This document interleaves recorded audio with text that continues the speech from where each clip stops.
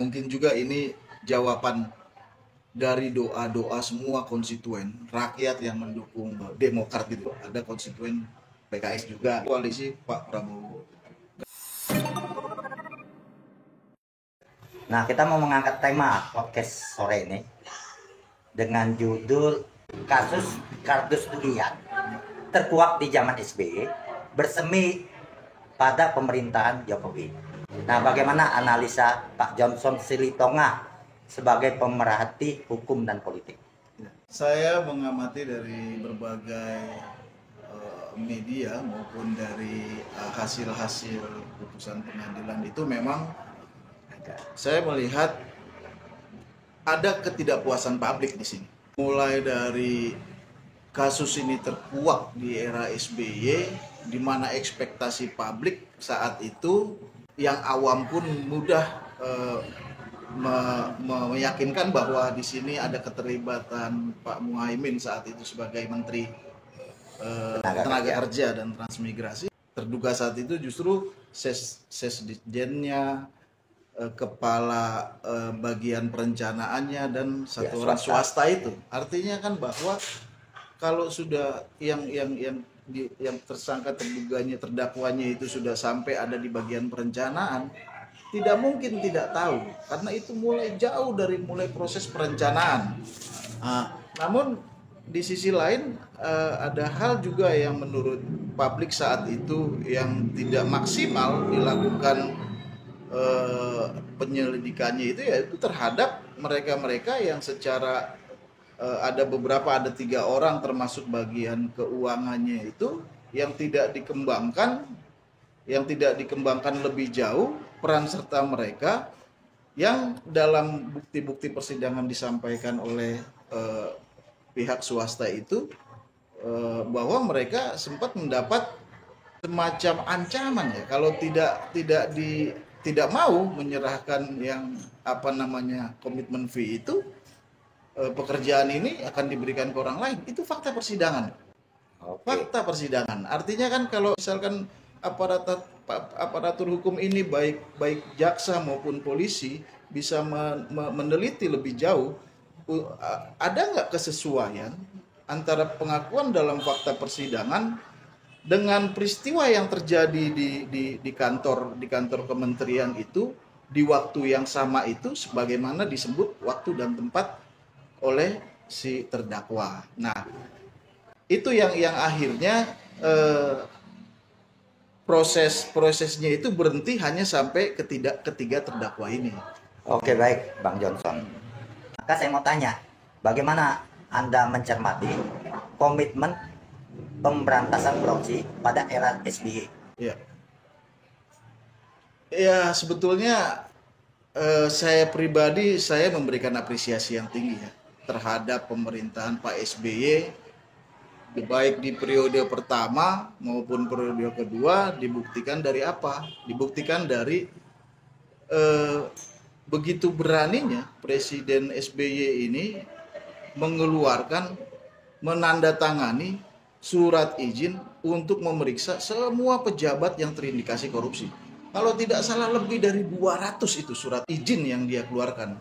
Namun kan di sini kembali lagi kepada instrumen aparatur penegak hukum di bawahnya.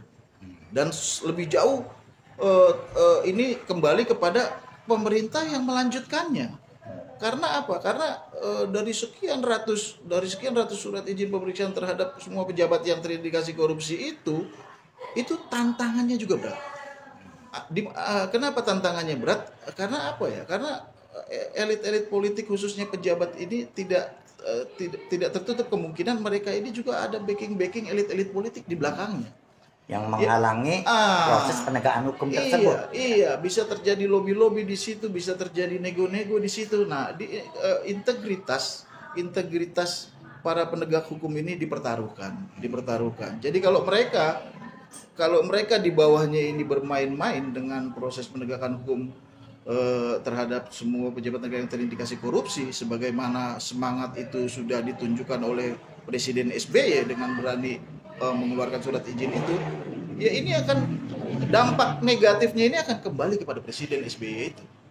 Sehingga apa? Sehingga memang eh, tidak selaras apa semangat yang ditunjukkan oleh Presiden SBY baik di periode pertama maupun periode kedua, karena itu tadi tidak ada sinergisitas integritas yang baik oleh penegak hukum yang melaksanakan amanah itu gitu. Oke.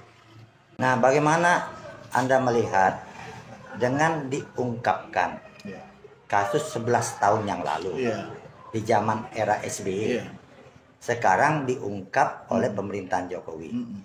Apakah Pak Jokowi punya komitmen atau ada hal lain? Komitmen hukum maksudnya.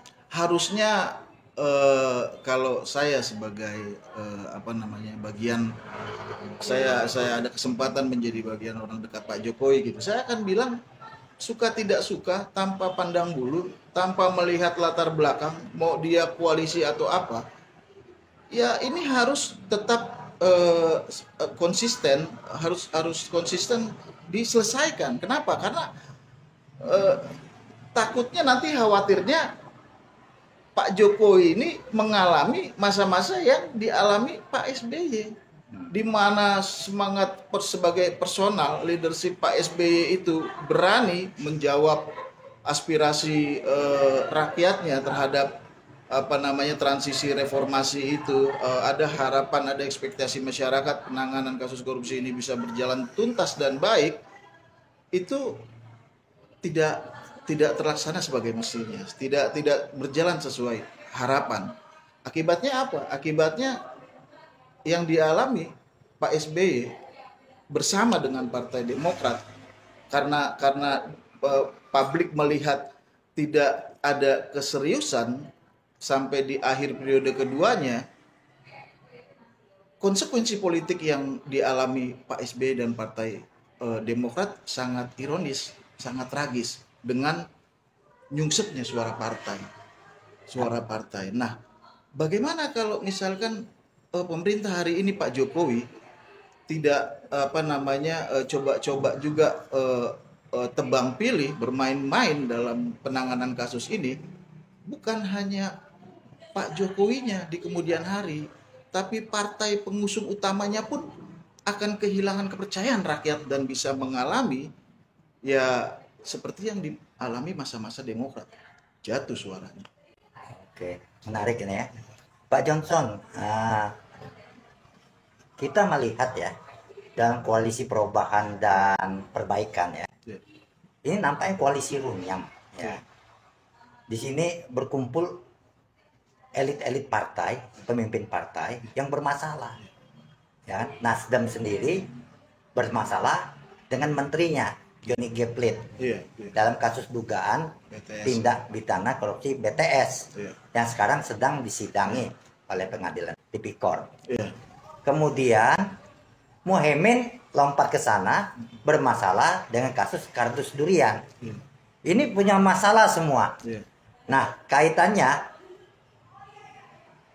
koalisi dari Partai Demokrat, di mana tadi dibicarakan bahwa Partai Demokrat pada saat memerintah Presiden SBY punya komitmen pemberantasan korupsi.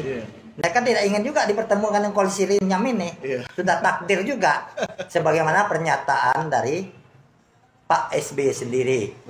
Dia bersyukur kepada Allah ya kan, tidak dijodohkan dengan orang yang punya masalah, dengan koalisi bermasalah alias koalisi runyam tadi. Coba diuraikan. Ya, jadi memang mungkin juga ini jawaban dari doa-doa semua konstituen rakyat yang mendukung Demokrat gitu, konstituen Demokrat, maupun di dalamnya di situ ada konstituen PKS juga gitu ya. Begitu juga mungkin ini doa-doa dari para pendukung koalisi Pak Prabowo. Kenapa kok tiba-tiba suasana kondusif itu baik selama Caimin berada di koalisi Indonesia Raya bersama Pak Prabowo, tiba-tiba lompat.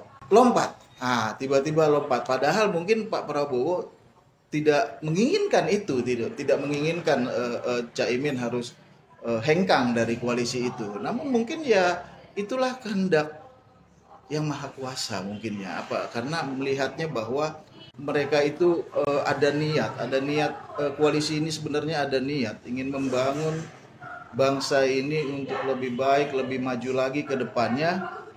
Namun bisa mungkin selama ini tidak bisa berjalan normal karena masih ada hal yang mengganjal. Jadi di luar kemampuan kekuasaan manusia, ya akhirnya itu terjadi.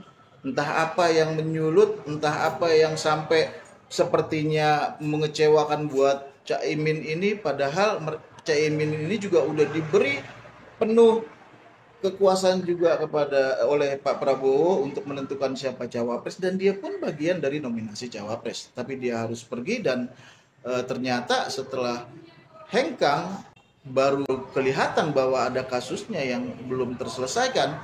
Ini juga menguntungkan buat koalisi Pak Prabowo maupun Partai Demokrat itu. Mungkin Partai Demokrat ini juga sudah belajar dari masa lalunya dan punya niat baik juga ke depannya untuk tidak lagi terjerumus dengan hal-hal hal-hal korupsi yang tidak tertangani atau masih berada dengan mereka-mereka yang bermasalah dengan korupsi, sehingga bukannya tambah maju nanti tambah baik pemulihan partai ini ke depan, bisa malah tambah mandek.